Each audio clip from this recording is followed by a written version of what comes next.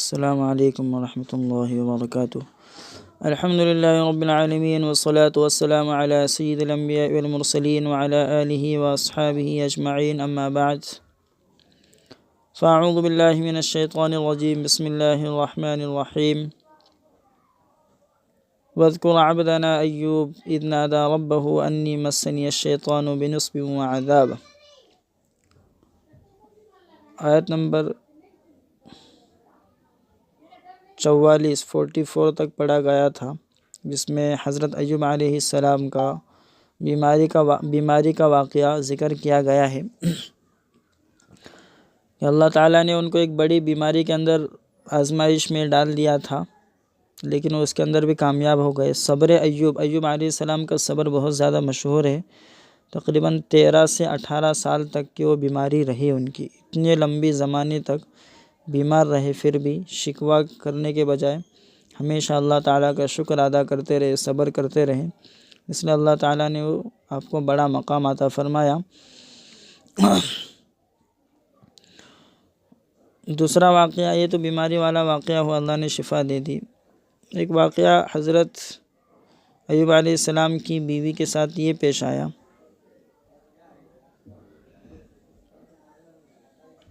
کہ ان کی بیوی کی زبان سے کوئی شکایت کی بات نکل گئی، تو حضرت ایوب علیہ السلام نے غصے میں کہہ دیا کہ جب اللہ تعالیٰ مجھے صحت دیں گے تو میں تم کو 100 قمچیاں ماروں گا، 100 تم کو لکڑی سے 100 قمچیاں اور 100 لکڑیاں ماروں گا۔ جب اللہ تعالیٰ نے حضرت ایوب علیہ السلام کو شفا دے دی تو ایک طرف وہ بیوی سامنے تھی جو محبت اور وفا کا پیکر اور مشکل وقت کی رفیق اور غم گسار تھی، جس نے آپ کی بیماری میں پوری طرح ساتھ دیا تھا 13 سے 18 سال کی لمبی مدت۔ تو ایوب علیہ السلام نے یہ جو قسم کھائی تھی کہ میں اچھا ہونے پر تم کو ماروں گا، اس لیے کہ بیوی کے زبان سے شکایت کی بات نکل گئی تھی اللہ تعالیٰ کی طرف سے، لیکن بیوی بھی وفادار تھی اور انہوں نے قسم بھی کھائی تھی، تو یہ دونوں بات تھی۔ تو اللہ تعالیٰ نے ایوب علیہ السلام کو یہ پلان اور یہ تدبیر اور یہ منصوبہ بتایا اور ان کے ذہن میں یہ بات ڈالی کہ تم اپنی قسم کو اس طرح پوری کر سکتے ہو کہ 100 قمچیوں کا 100 لاٹھیوں کا ایک گٹھا ہاتھ میں لے لو اور ایک مرتبہ اپنی بیوی کو مار دو۔ 100 مارنے کی بات تھی، تو اس طرح 100 لکڑیوں کا ایک گٹھا لے لو اور ایک دفعہ اپنی بیوی کو مار دو، اس طرح ہلکی سی چوٹ لگیں گی، وہ تکلیف نہیں پہنچیں گی جو 100 بار مارنے سے پہنچتی ہے، اور قسم بھی پوری ہو جائیں گی۔ چنانچہ حضرت ایوب علیہ السلام نے اسی پر عمل کیا، جس کا اس آیت میں ذکر ہے، آیت نمبر 44 میں، کہ ہم نے حکم دیا کہ اپنے ہاتھ میں تنکوں کا ایک مٹھا لو اور اس سے اپنی بیوی کو مار لو اور قسم نہ توڑو۔ ہم نے اس کو صبر کرنے والا پایا، وہ کیا ہی اچھا بندہ تھا، بے شک وہ بڑا لو لگانے والا تھا۔ ایوب علیہ السلام۔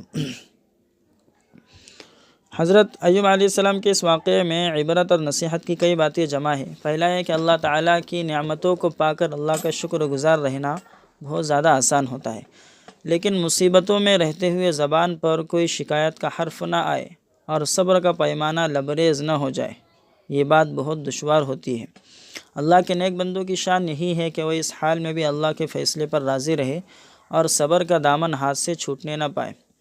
دوسرا ہے کہ اگر کوئی شخص ایسی مصیبتوں سے پریشان ہو کر اللہ تعالیٰ سے اس کے دور کرنے کی دعا کرے تو یہ تقوی کے خلاف نہیں ہے اور نہ یہ بے صبری ہے۔ مصیبتوں سے پریشان ہو کر اس کے دور کرنے کی دعا کرے تو یہ بے صبری بھی نہیں ہے اور تقوی کے خلاف نہیں ہے۔ ہاں، بے صبری یہ ہے کہ وہ دعا کرنے کے بجائے اللہ سے شکوہ کرنے لگے۔ تیسرا ہے کہ نیک صالح اور شوہر کی حق شناس بیوی کا کردار یہی ہے کہ وہ آرام کے ساتھ تکلیف میں بھی اور خوشحالی کے ساتھ تنگ دستی میں بھی اپنے شوہر کی وفادار بن کر رہے۔ چوتھا ہے کہ ایک مسلمان کو ذاتی رنج کی بنیاد پر تو غصہ نہیں آنا چاہیے، ذاتی تکلیف کی بنا پر، اور آئے تو اسے پی جانا چاہیے، لیکن شوہر کی وفادار بن کر رہے، لیکن دین سے متعلق اللہ کے حکم کو پورا نہ کرنے پر غصہ آنا چاہیے، جیسا کہ حضرت ایوب علیہ السلام کو اپنی بیوی سے ناراضگی ہوئی اس لیے کہ ان کی زبان پر اللہ سے شکایت کی بات آئی تھی۔ پانچواں ہے کہ اگر آدمی کسی ایسی بات کی قسم کھا لے جو مناسب نہیں ہو یا جو نافرمانی نہ ہو تو قسم توڑ لینی چاہیے اور اس کا کفارہ ادا کرنا چاہیے، اور اگر اس قسم کو پوری کر سکے تو قسم پوری کرنا چاہیے، جیسا کہ حضرت ایوب علیہ السلام نے اللہ تعالیٰ کے حکم سے کیا۔ چھٹا ہے کہ اگر حیلہ یعنی تدبیر، مناسب تدبیر، یہ کام بھی پورا ہو جائے اور قسم بھی نہ ٹوٹنے پائے، اگر حیلہ حرام سے بچنے یا ظلم سے بچنے یا بچانے کے لیے کیا جائے تو یہ جائز ہے، جیسا کہ حضرت ایوب علیہ السلام کی پاکیزہ بیوی اس سزا کے مستحق نہیں تھی، اور حضرت ایوب علیہ السلام نے صرف اللہ کی محبت میں قسم کھا لی تھی، اس لیے اللہ تعالیٰ نے ان کو یہ حیلہ اختیار کرنے کا حکم دیا۔ ہاں، اگر حیلے کا مقصد شریعت کے کسی فریضے سے بچنا ہو، جیسے کسی شخص کے پاس زکوٰۃ واجب ہونے کے برابر مال ہو اور وہ 6 مہینے کے بعد اپنی بیوی کو گفٹ کر دے، حالانکہ اس پر زکوٰۃ واجب ہونے والی تھی، لیکن 6 مہینے کے بعد اپنی بیوی کو گفٹ کر دے تاکہ سال گزرنے نہ پائے اور زکوٰۃ واجب ہی نہ ہو، اس طرح وہ کر دے، اس طرح حیلہ بہانہ، تو یہ جائز نہیں ہے۔ تو حیلہ اس وقت تک کام آئے گا جب تک کہ وہ شریعت کے مقصد کے خلاف نہ ہو، شریعت کے مقصد کے خلاف ہے تو وہ حیلہ بھی مناسب نہیں ہے، بلکہ فرمایا کہ ناجائز ہے۔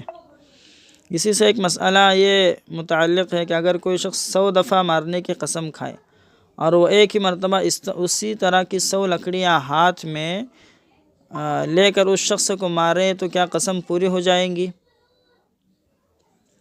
تو فقہا فرماتے، حنفی فقہا، کہ اگر وہ اس طرح مار کھانے والا شخص ایسا بیمار ہے کہ اسی مار برداشت نہیں کر سکتا تو اس سے قسم پوری ہو جائیں گی۔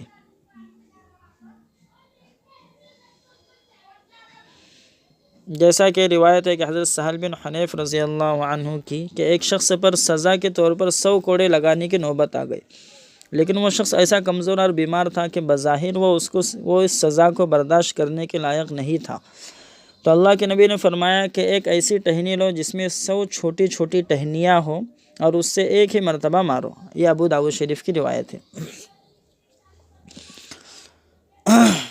آگے فرمایا، وَاذْكُرْ عِبَادَنَا إِبْرَاهِيمَ وَإِسْحَاقَ وَيَعْقُوبَ أُولِي الْأَيْدِي وَالْأَبْصَارِ، اور ہمارے بندوں ابراہیم، اسحاق اور یعقوب کو بھی یاد کیجیے جو قوت اور بصیرت والے تھے۔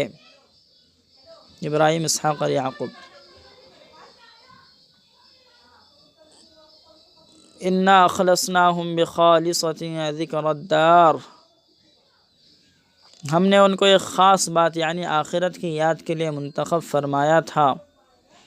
وَإِنَّهُمْ عِندَنَا لَمِنَ الْمُصْطَفَيْنَ الْأَخْيَارِ، اور یہ سب ہمارے یہاں منتخب اور نیک لوگوں میں تھے۔ وَاذْكُرْ إِسْمَاعِيلَ وَالْيَسَعَ وَذَا الْكِفْلِ وَكُلٌّ مِّنَ الْأَخْيَارِ، نیز آپ اسماعیل، یسع اور ذوالکفل کو بھی یاد کیجیے، یہ سب کے سب بھی نیک لوگوں میں تھے۔ اس آیت میں حضرت اسماعیل علیہ السلام، حضرت یسع اور حضرت ذوالکفل کا نام آیا ہے۔ یہ سب اپنے اپنے وقت میں اللہ کے پیغمبر تھے۔ حضرت اسماعیل علیہ السلام وہ عظیم الشان پیغمبر ہے جن کی نسل میں رسول اللہ صلی اللہ علیہ وسلم پیدا ہوئے۔ قرآن مجید میں بہت سی جگہوں پر اس کا ذکر آیا ہے اور بہت ساری حدیثیں بھی ان کے سلسلے میں آئی ہیں، لیکن حضرت یسع اور حضرت ذوالکفل کا ذکر صرف 2 جگہ قرآن میں آیا ہے، اور ان میں بھی صرف انہی کا تذکرہ ہی ہے، ان کے حالات کی تفصیل اور ان سے متعلق کوئی واقعہ نہیں ہے۔ لیکن بائبل اور تاریخ کی کتابوں میں حضرت یسع اور حضرت ذوالکفل کا ان کے تذکرے آئے ہیں۔ مفسرین کا خیال ہے کہ تورات میں جو یسعیہ نبی کا ذکر آیا ہے اس سے مراد حضرت یسع علیہ السلام ہی ہے۔ یہ حضرت یوسف علیہ السلام کی نسل سے تھے اور یہ بنی اسرائیل کے ایک اور پیغمبر حضرت الیاس علیہ السلام کے خلیفہ اور جانشین تھے۔ ان کے علاوہ کوئی زیادہ تفصیل ان کے حالات کی نہیں ملتی۔ سورہ انعام آیت نمبر 85 میں آپ کا ذکر خیر آیا ہے۔ حضرت ذوالکفل کا ذکر یہاں کے علاوہ سورہ انبیاء آیت نمبر 85 میں بھی آیا ہے۔ حضرت ذوالکفل کے حالات اور واقعات کی کوئی تفصیل نہیں ملتی، بلکہ خود تورات میں بھی اس نام سے کسی پیغمبر کا ذکر نہیں ملتا۔ ہندوستان کے علماء میں بعض نے حضرت ذوالکفل کو حضرت ایوب کا بیٹا بتلایا ہے، اور بعض کے نزدیک ذوالکفل سے حضرت حزقیل علیہ السلام مراد ہے، اور بعض نے ذوالکفل کو کوکپل دیو کا ہم معنی قرار دیتے ہوئے گوتم بدھ کہا ہے۔ ذوالکفل کوکپل دیو کا ہم معنی قرار دیتے ہوئے یعنی اس کے ملتا جلتا لفظ کہتے ہوئے گوتم بدھ مراد لیا ہے، کیونکہ ان کے دارالسلطنت یعنی راجدھانی کا نام، گوتم بدھ کی راجدھانی کا نام کپل تھا، مگر ان باتوں پر کوئی دلیل موجود نہیں ہے۔ بس اتنا یقین رکھنا چاہیے کہ اللہ کے پیغمبروں اور نیک بندوں میں حضرت ذوالکفل کی شخصیت بھی تھی۔ تو یہ سب باتیں ہیں، حقیقت حال اور یقین علم تو اللہ ہی کے پاس ہے۔ آگے فرمایا ھذا ذکر وان للمتقین لحسن مآب، یہ ایک نصیحت ہے اور یقیناً نافرمانی سے بچنے والوں کے لیے بہترین ٹھکانہ ہے۔ جنات عدن مفتحۃ لهم الابواب، ہمیشہ رہنے والے باغات ہیں جن کے دروازے ان کے لیے کھلے رہیں گے۔ متکئین فیہا یدعون فیہا بفاکہۃ کثیرۃ وشراب، وہ ان باغات میں تکیہ لگائے بیٹھے ہوں گے، وہ بہت سے میوے اور پینے کی چیزیں منگوائیں گے۔ وعندہم قاصرات الطرف اتراب، اور ان کے پاس نیچی نگاہ رکھنے والی ہم عمر بیویاں بھی ہوں گی۔ ھذا ما توعدون لیوم الحساب، یہ وہ چیز ہے جس کا قیامت کے حساب کے دن کے لیے تم سے وعدہ کیا جا رہا ہے۔ ان ھذا لرزقنا ما لہ من نفاد، یہ ہماری دی ہوئی روزی ہے جو کبھی ختم نہیں ہوں گی۔ ھذا وان للطاغین لشر مآب، ان سے کہا جائے گا یہ تو جنت والوں کا حال ہے، اور دوسری طرف سرکشی کرنے والوں یعنی کافروں کے سرداروں کے لیے برا ٹھکانہ ہے۔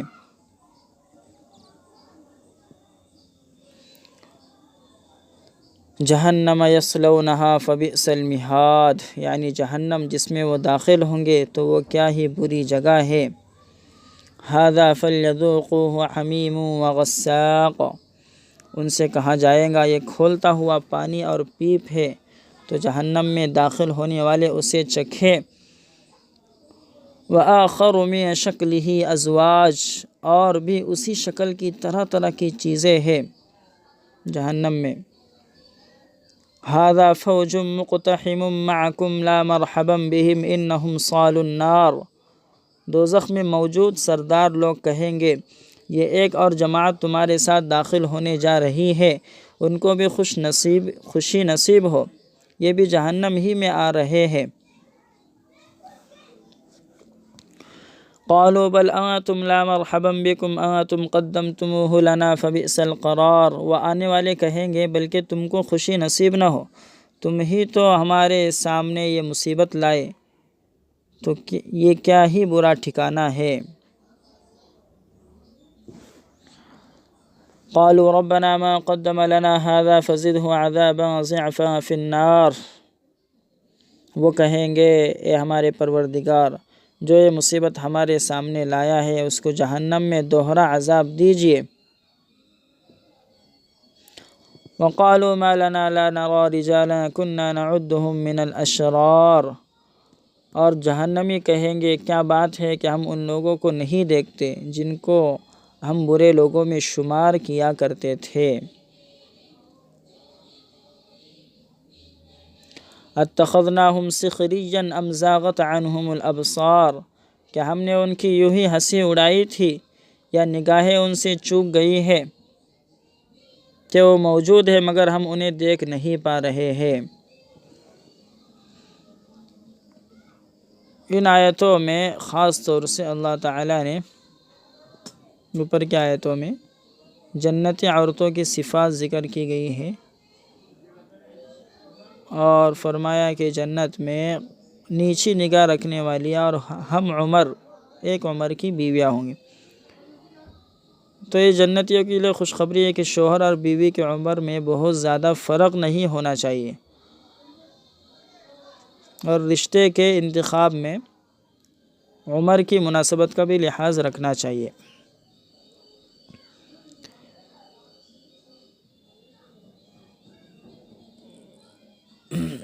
پھر آگے جہنم کا ذکر فرمایا۔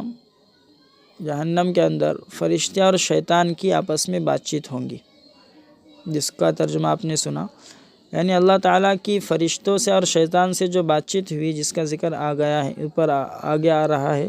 اوپر کی دنیا کے ان واقعات کو کوئی انسان خود نہیں جان سکتا تھا جب تک خود اللہ تعالیٰ کی طرف سے انسان کو اس کی خبر نہ دی جائے۔ یہی بات آپ کے نبی برحق ہونے اور قرآن مجید کے اللہ کی طرف سے اتارے جانے کی دلیل ہے۔ تو بات چیت کیا ہوں گی، جس کا ترجمہ بھی آپ نے سنا، جس کا خلاصہ یہی ہے کہ جہنم میں جو موجود سردار اور شیطان قسم کے انسان اور جنات ہوں گے، وہ لوگ کہیں گے کہ اور ایک جماعت آ رہی ہے جو تمہارے ساتھ میں جہنم میں جانے کے لیے، ان کو کبھی بھی خوشی نصیب نہیں ہوں گی، یہ بھی جہنم میں ہی میں آ رہی ہے۔ وہ آنے والے کہیں گے بلکہ تم کو خوشی نصیب نہ ہو، اس لیے کہ تم ہمارے سردار ہو، ہم تمہارے پیچھے چلے، ہاں اس لیے یہ مصیبت ہمارے پاس آئی ہے۔ جہنم تو برا ٹھکانہ ہے، اور وہ یہ بد دعا کریں گے اپنے سرداروں کے خلاف کہ اللہ ان کو ڈبل عذاب دے، اس لیے کہ ان کے کہنے پر ہی ہم چلے تھے، اگر یہ ہم کو گمراہی کی طرف نہ لے جاتے تو ہم نہ جاتے۔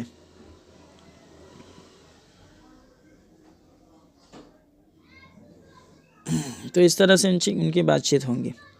آگے فرمایا ان ذالک لحق و تخاصم اہل النار، یقیناً یہ بات یعنی جہنم والوں کا آپس میں جھگڑنا سچی بات ہے۔ قل انما انا منذر وما من الہ الا اللہ الواحد القہار، آپ کہہ دیجئے میں تو صرف خبردار کرنے والا ہوں، اور اللہ کے سوا کوئی عبادت کے لائق نہیں، جو اکیلا اور زبردست ہے۔ رب السماوات والارض وما بینہما العزیز الغفار، آسمانوں کا، زمین کا اور ان کے درمیان کی چیزوں کا پروردگار ہے، غالب اور بخشنے والا ہے۔ قل هو نبأ عظیم، آپ کہہ دیجئے کہ یہ ایک بڑی خبر ہے۔ انتم عنہ معرضون، جس سے تم لوگ منہ پھیرے ہوئے ہو۔ ما کان لی من علم بالملأ الاعلی اذ یختصمون، مجھ کو تو عالم بالا کی کوئی خبر بھی نہیں تھی جبکہ وہ آپس میں بحث کر رہے تھے۔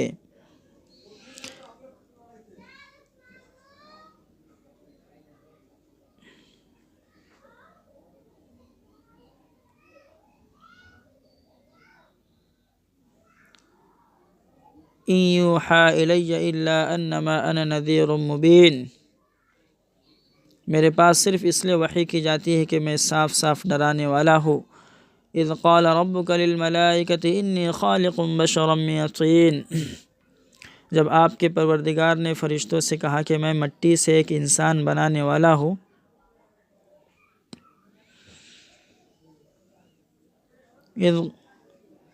فَإِذَا سَوَّيْتُهُ وَنَفَخْتُ فِيهِ مِنْ رُوحِي فَقَعُوا لَهُ سَاجِدِينَ، جب میں اس کو پورا بنا لوں اور اس میں اپنی طرف سے جان ڈال دوں تو تم لوگ اس کے سامنے سجدے میں گر پڑنا۔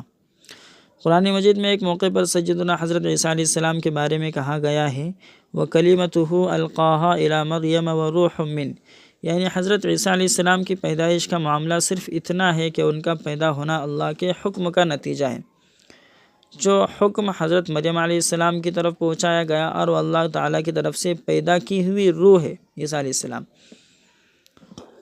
تو عیسیٰ حضرت اسی آیت سے یہ دلیل پکڑتے ہوئے کہتے ہیں کہ نعوذ باللہ، حضرت عیسیٰ علیہ السلام اللہ کے بیٹے ہیں۔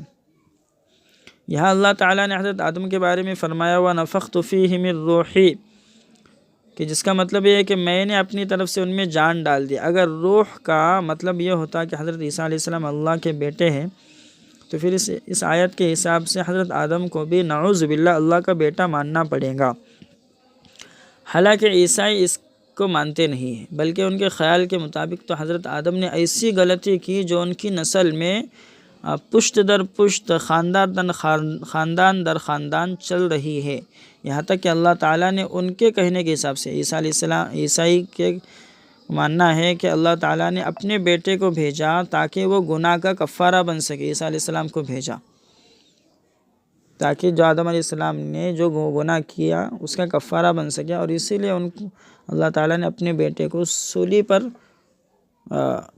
لٹکانا پسند کیا، نعوذ باللہ ان کے عقیدے کے حساب سے، تاکہ انسان کا گناہ، سارے انسان کا گناہ معاف ہو جائے، کفارہ بن جائے، جو آدم علیہ السلام کے ذریعے سے پوری انسانیت میں خاندان چلا آ رہا تھا۔ خیر ان کے اس طریقے سے گمراہی والے عقیدے ہیں۔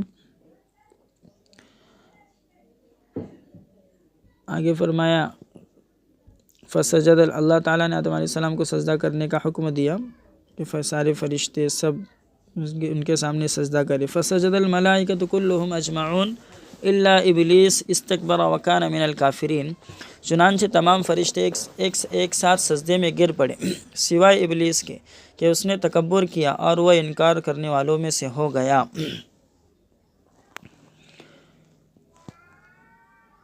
اس میں اس بات کی طرف بھی اشارہ ہو گیا کہ اگر انسان اللہ تعالیٰ کے کسی حکم پر غفلت اور سستی کی وجہ سے عمل نہ کرے تو یہ اگرچہ گناہ ہے لیکن کفر نہیں ہے، لیکن اگر کوئی شخص دین کے کسی حکم کا انکار کر جائے اور اس کا سبب اور اس کا مقصد اس حکم کو معمولی سمجھنا ہو تو یہ کفر ہے۔ ایک گناہ کرنا، اللہ کے حکم کو نہ ماننا اور بات ہے، دوسرا اللہ کے حکم کو ہلکا سمجھنا تو یہ کفر ہے۔ آگے فرمایا قال یا ابلیس ما منعک ان تسجد لما خلقت بیدی استکبرت ام کنت من العالین، اللہ تعالیٰ نے ارشاد فرمایا ابلیس جس چیز کو میں نے اپنے ہاتھوں سے بنایا تمہیں اس کو سجدہ کرنے سے کس چیز نے روک دیا؟ کیا تمہارے اندر غرور آ گیا یا واقعی تو بلند مرتبے والوں میں ہے؟ ہاتھوں سے بنانے کا مطلب یہ ہے کہ اللہ تعالیٰ نے عام طور پر انسانوں کی پیدائش میں ماں باپ کا واسطہ رکھا ہے، لیکن حضرت آدم علیہ السلام کی پیدائش میں کوئی واسطہ نہیں رکھا گیا ہے، بلکہ براہ راست اللہ کے حکم کے ذریعے ان کی پیدائش عمل میں آئی ہے۔ تو جب اللہ نے ابلیس شیطان مردود سے سوال کیا تو کہنے لگا قال انا خیر منہ خلقتنی من نار وخلقتہ من طین، ابلیس نے کہا میں اس سے بہتر ہوں، آپ نے مجھے آگ سے بنایا ہے اور اس کو یعنی آدم علیہ السلام کو مٹی سے، یعنی آگ تو نیچے سے اوپر بلندی کی طرف جاتی ہے اور مٹی اوپر سے نیچے پستی یعنی ڈھلان کی طرف اور نیچائی کی طرف آتی ہے مٹی، اس لیے آگ مٹی سے افضل ہے، بس میں آدم علیہ السلام سے افضل ہوں۔ اس طرح سے وہ دلیل پیش کرنے لگا۔ افسوس کہ شیطان اس بات کو نہ سمجھ سکا کہ ایک تو خود آگ کو مٹی سے افضل کہنا سوچنے والی بات ہے، مٹی تو آگ کو بجھا دیتی ہے اور اس نے بڑے بڑے جوالا مکھیوں کو اپنی سینے میں دبا رکھا ہے مٹی نے۔ دوسرے جو چیزوں کا مالک ہو اس کو اس بات کا اختیار ہوتا ہے کہ وہ جس چیز کو جہاں چاہے رکھ دے، وہ چاہے تو ایک اینٹ سے مسجد کا ممبر بنائے اور دوسری اینٹ سے بیت الخلاء کا فرش، اس لیے اللہ تعالیٰ نے جس کو فضیلت عطا فرمائی وہی افضل ہے۔ شیطان کو یہ بات سمجھ میں نہیں آئی۔ آگے فرمایا قال فاخرج منها فإنك رجیم، اللہ نے فرمایا اچھا تو یہاں سے نکل جا، تو پھٹکارا ہوا ہے، وَإِنَّ عَلَيْكَ لَعْنَتِي إِلَى يَوْمِ الدِّينِ، اور تم پر قیامت کے دن تک میری پھٹکار رہیں گی۔ قال رب فأنظرني إلى يوم يبعثون، ابلیس نے کہا مجھے قیامت کے دن تک مہلت دے دیجئے۔ قال فإنك من المنظرين إلى يوم الوقت المعلوم، اللہ نے فرمایا تم کو اس متعین وقت کے دن تک کی مہلت ہے۔ قال فبعزتك لأغوينهم اجمعین، شیطان کہنے لگا آپ کی عزت کی قسم میں آپ کے خاص بندوں کے سوا ان سب کو ضرور گمراہ کروں گا، الا عبادك منهم المخلصین، اللہ کے خاص بندوں کے سوا ان سب کو ضرور گمراہ کر دوں گا۔ یعنی یہ تو شیطان کا داؤ پیچ ایسا ہے کہ اچھے اچھے لوگ اس کے فریب میں، اس کے جھانسے میں آ جاتے ہیں، لیکن جو لوگ نیک عمل کرتے ہیں اور اللہ تعالیٰ کے احکام پر ثابت قدم رہتے ہیں، شیطان کی تدبیریں، شیطان کے وسوسے ان کا ان کو نقصان نہیں پہنچا سکتی۔ آگے فرمایا قال فالحق والحق اقول لأملأن جہنم منک ومما تبعک منہم اجمعین۔ ارشاد ہوا یہ سچ ہے اور میں سچ ہی کہا کرتا ہوں کہ میں تم سے اور جو لوگ تمہاری پیروی کریں گے یعنی شیطان کی پیروی کریں گے ان سب سے جہنم کو بھر کر رکھ دوں گا۔ قل ما اسألکم علیہ من اجر وما انا من المتکلفین، اے پیغمبر آپ کہہ دیجئے کہ میں تم سے اس پر کسی اجرت کا طلبگار نہیں ہوں اور نہ میں بناوٹی لوگوں میں سے ہوں۔ ان هو الا ذکر للعالمین، یہ قرآن تمام دنیا والوں کے لیے بس ایک نصیحت ہے۔ وَلَتَعْلَمُنَّ نَبَأَهُ بَعْدَ حِینٍ، اور کچھ ہی دنوں بعد تم اس کی حقیقت جان لو گے۔ یہ سورہ صاد مکمل ہوتی ہے اور اسی پر آج کی ہماری تفسیر کی کلاس مکمل ہوتی ہے۔ السلام علیکم ورحمۃ اللہ وبرکاتہ۔